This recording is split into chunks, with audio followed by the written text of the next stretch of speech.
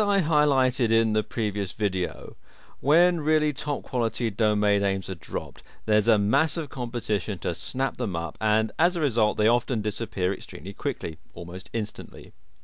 Unless you're going to spend all day every day watching the market to pounce the moment the domain name that you're chasing becomes available, it's literally impossible to land every fish that you angle for. One idea that helps you get around this, however, is the concept of backordering or reserving a particular domain name before it becomes available. You place an order that if the domain becomes available, you want to buy it. If the current owner subsequently decides to drop it, then you're in with a chance of success as your partner site tries to grab it for you as quickly as possible. There is, however, no guarantee of success. Unfortunately for you, if the domain name is attractive enough to backorder, then there's a good chance that you may not be alone in your efforts. Furthermore, there are plenty of sites that offer backordering services, so the competition for a quality domain name could be fairly fierce. Nevertheless, registering your interest in advance of the domain expiring does increase your chances of becoming the successful buyer. My favoured backordering service is Snapnames, which you can get at snapnames.com. And this is a site where you need to sign up for an account with their sister company, which is Monica, before registering your interest in a domain name that's going to expire within the next 36 days. There is a list of domains that fall into this category, together with a note about how much you need to bid to be in pole position for any listed domain name. At any given time, however, the majority of listed domains have no bids registered. Consequently, it's not that difficult to put yourself at the head of the Snapnames queue for most of the domain names on their site. Whether you're then successful will be entirely dependent on what activity other similar sites are seeing in respect of your chosen domain name.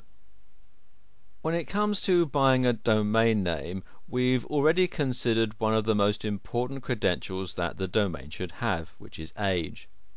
There are, however, additional credentials that increase the price that you have to pay, but also the price that the buyer will have to pay as well.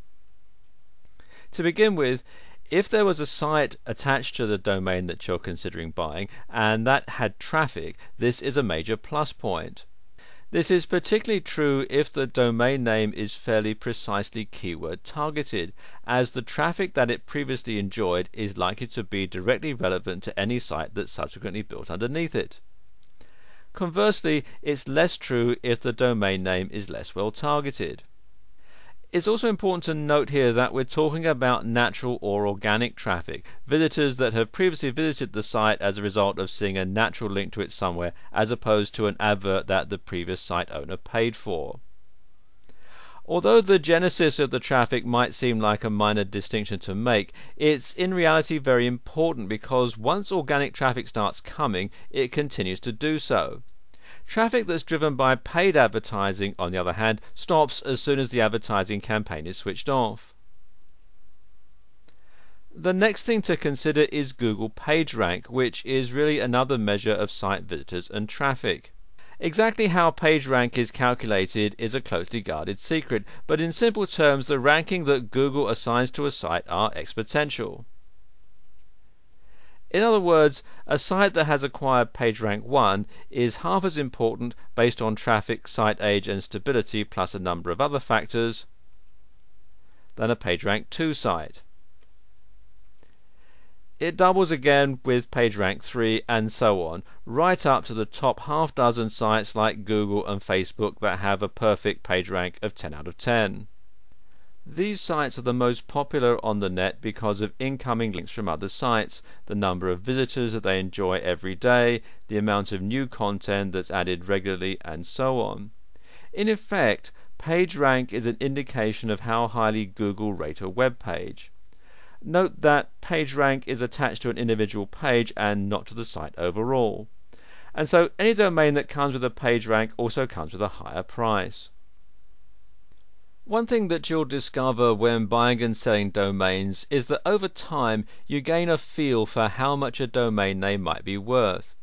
In the early days, however, it's likely that you'll be less certain of your own personal valuation. For this reason, it's often worth looking at site valuation resources to help you get an idea of the approximate value of any domain that you're considering buying. There are many automated sites where you can get an estimated value for any domain that you're looking at. Do, however, be aware that because these services are machine driven, they can come up with some widely varying numbers. So don't rely on them entirely. Some automated sites to try are SDBot, which you can find here at sdbot.com, or DNScoop, which you can find here at dnscoop.com. You can find some useful information on both of these automated valuation sites, but the value they attach to any domain must always be viewed with a good degree of skepticism. For a more accurate assessment of the real value of a domain name, you have a couple of simple and inexpensive options. To begin with, why not ask other Digital Point members of their opinion if you're unsure of it yourself, and they have an appraisals forum here. The forum is one that's widely used by many domain name specialists. Although, as you're asking for opinions, don't be surprised when the responses you get vary from one individual to another. Alternatively, you can get an express professional assessment of the domain name value from GoDaddy, and they charge $14.99. If you really want an accurate assessment of the genuine value of a domain name before you buy it, this is undoubtedly the best option, as GoDaddy will produce a report in 2 hours or less, and as they're the biggest registrars in the business, well, they pretty much know what they're talking about, and they are very good at it. In the next video, I'll talk you through some options for monetizing your domain if it doesn't sell right away.